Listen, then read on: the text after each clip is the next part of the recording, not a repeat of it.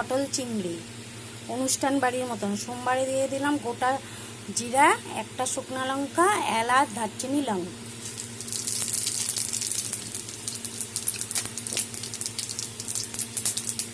আর দিয়ে দেবো একটা আলু কেটে ধুয়ে রাখা, দিয়ে দেবো।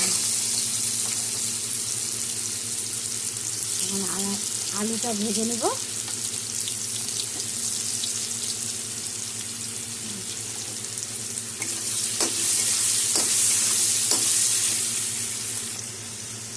আলু আমার ভাজা হয়ে গেছে। এখানে এখন পেস্ট করা মশলা দিয়ে দেবো। এখানে আছে 8টা কাঁচা লঙ্কা, একটা বড় সাইজের টমেটো, একটা বড় সাইজের পেঁয়াজ আর 1 ইঞ্চি পরিমাণ আদা, সব একসাথে পেস্ট করে দিয়ে দেবো। আর এখানে আছে 1 চামচ ঝাল লঙ্কার গুঁড়া, আধা চামচ ধনে গুঁড়া, আধা চামচ জিরের গুঁড়া, 1 চামচ লবণ আর আধা চামচ হলুদের গুঁড়া, টেস্টের জন্য অল্প চিনি। মশলাটা বেশি দিইনি, সহ্য হয় না আজকে মশলা বেশি দিন ছুঁয়ে যায়। তাই আপনারা যেরকম খাবেন ঝাল মশলা ওরকম বুঝে দেবেন। আমি 500 পটল রান্না করবো, তো তার জন্য মশলাটা বেশি দিলে এর থেকে বেশি দিলে বেশি হয়ে যাবে। ওই জন্য আমি পরিমাণটা কমিয়ে দিয়েছি। আপনারা যতটুকু বানাবেন ততটুকু মাপে বুঝে দেবেন। মশলা আমার কষানো হয়ে গেছে, মোটামুটি কষানো হচ্ছে, মশলার থেকে তেল বের হয়ে গেছে। এখন ভেজে রাখা পটলগুলো দিয়ে দেবো।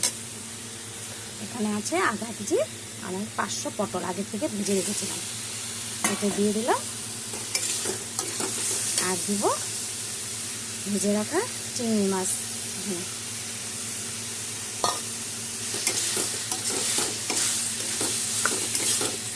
নেড়ে চেড়ে পরে আমি জলটা দিয়ে দেবো।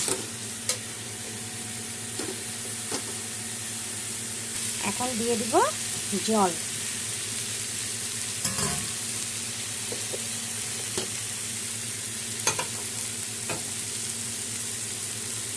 দিয়ে দিলাম পরিমাণ মতো জল।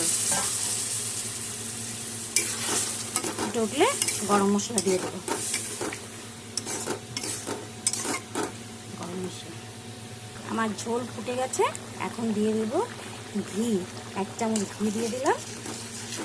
আর দেব অল্প গরম মশলা,